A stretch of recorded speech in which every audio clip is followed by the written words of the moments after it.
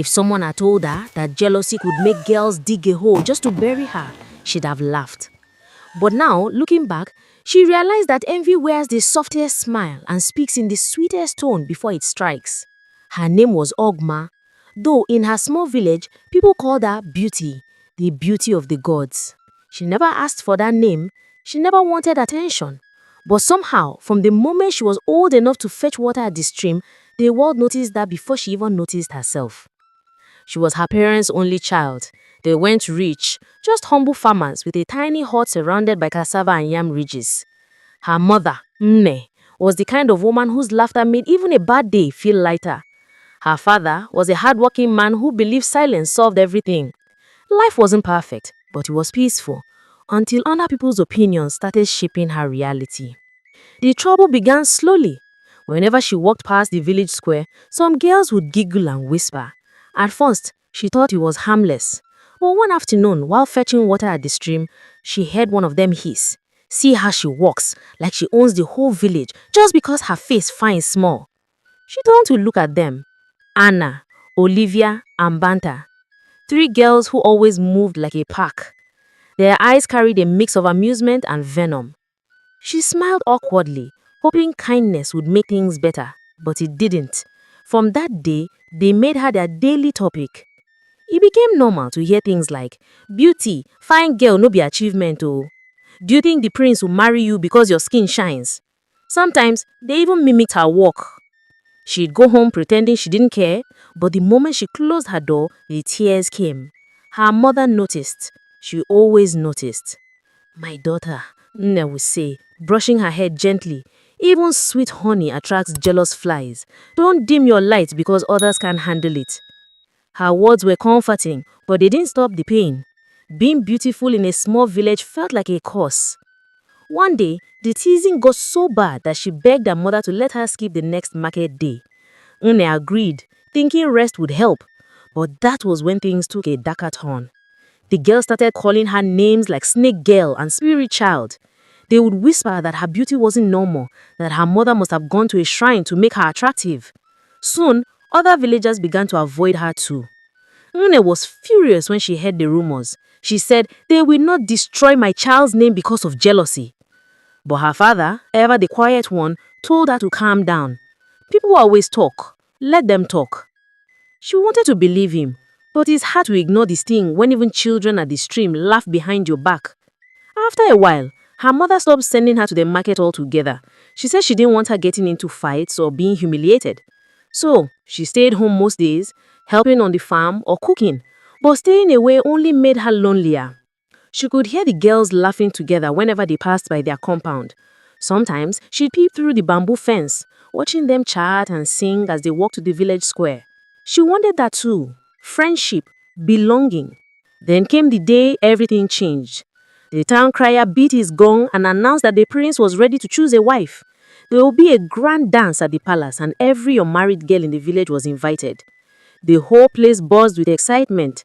Women started sewing new wrappers, girls began practicing dance moves. She didn't plan to go. She knew what waited her there, mockery.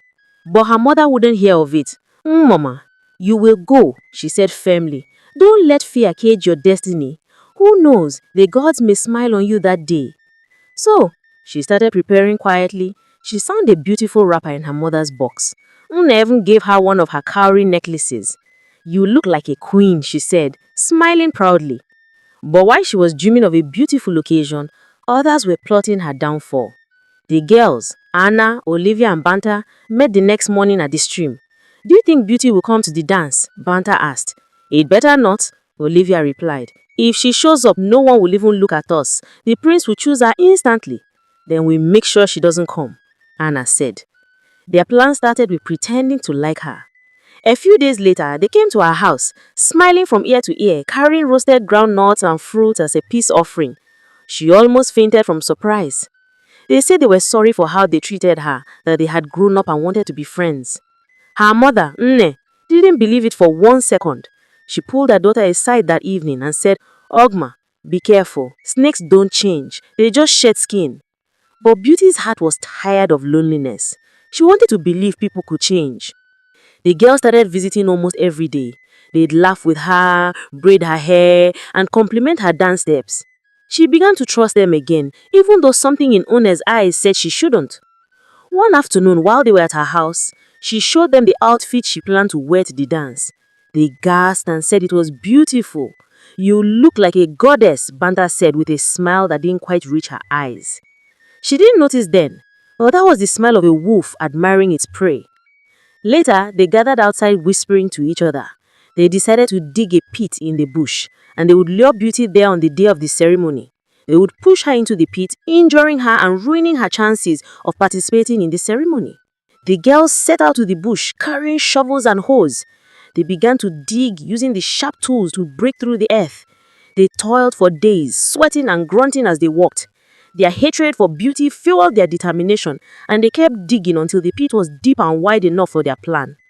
The morning of the dance arrived, and Nne woke her early. She hugged her tightly and whispered, "Don't follow them anywhere. Go to the palace alone. I had a strange dream." Beauty promised she'd be careful.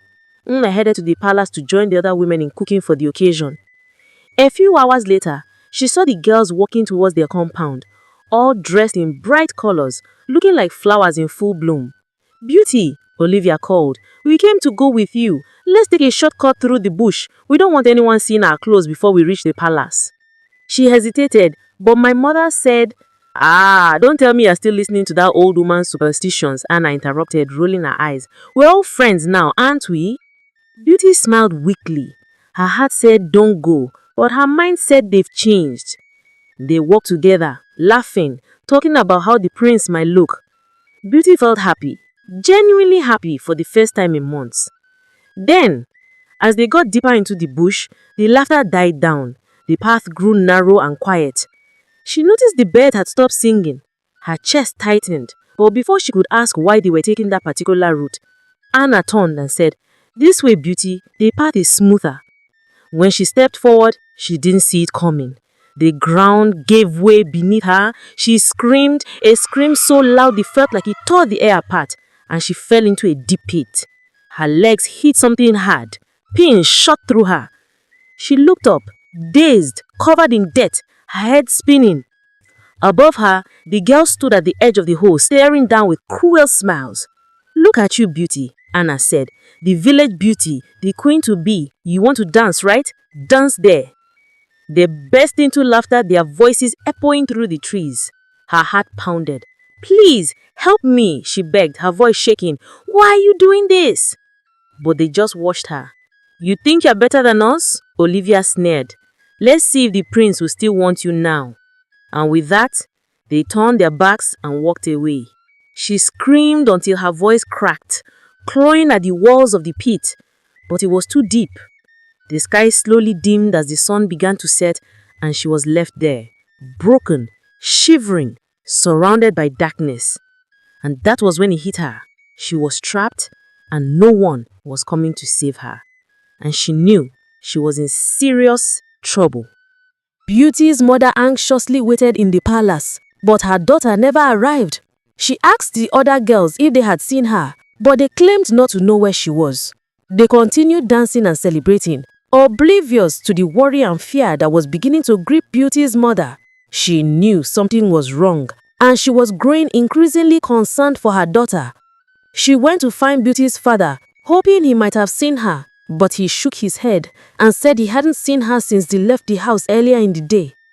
As Nne stood in the palace, trying to make sense of her daughter's absence, she remembered how excited Beauty had been about the ceremony. She remembered how she had been practicing and perfecting her dance moves for days. She couldn't believe that Beauty would simply choose not to come. Filled with fear and worry, she implored her husband to race home with her to see if Beauty was there. They both knew that something was terribly wrong.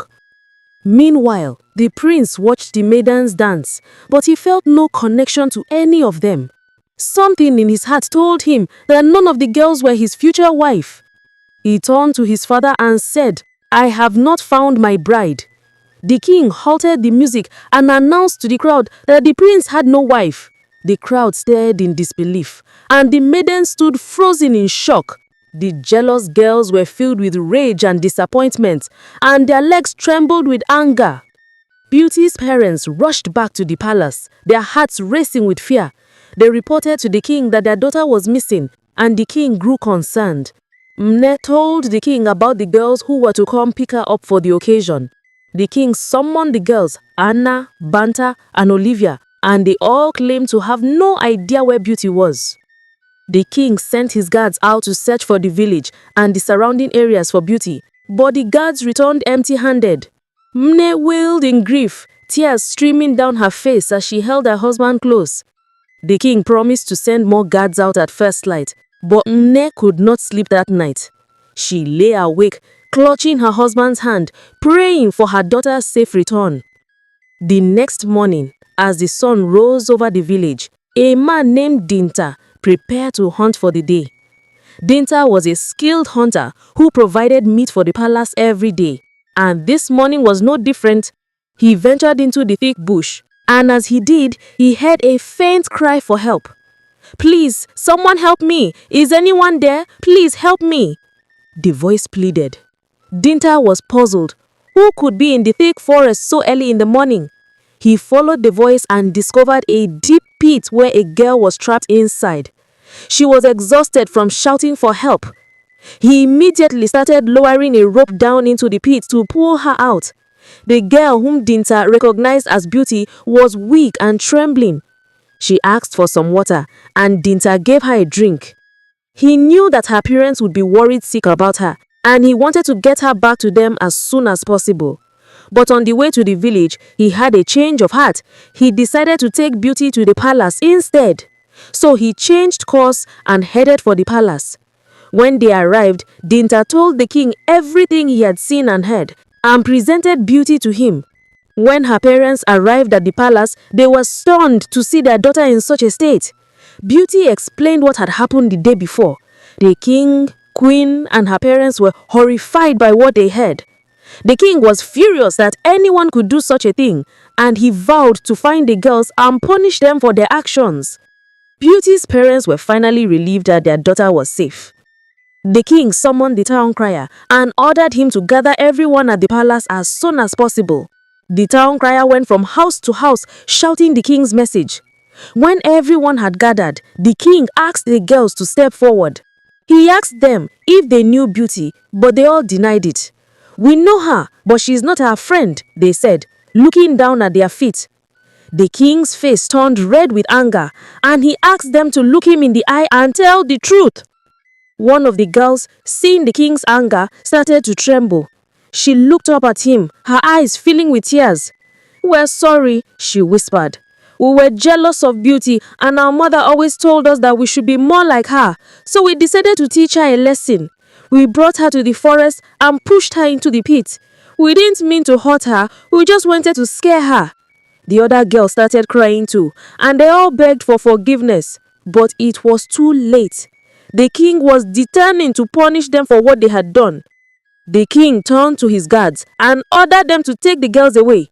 "Lock them up for a long time," he said, his voice cold and hard. "And when they are released, they are not to be spoken to by anyone in the village. No one is to sell to them or buy from them. Anyone who associates with them will suffer the same punishment." The crowd watched in silence as the king finished speaking. But then the prince stepped forward. He turned to the crowd and announced, "I have found a wife. She is here with us today."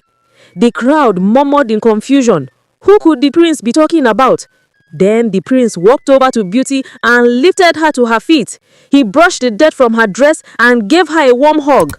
The crowd erupted in cheers, and the jealous girls hung their heads in shame. The girls were led away sobbing and pleading for mercy, but it was too late. The king's decision was final. Dinta was rewarded by the king. Beauty's destiny had been fulfilled despite their attempts to sabotage it.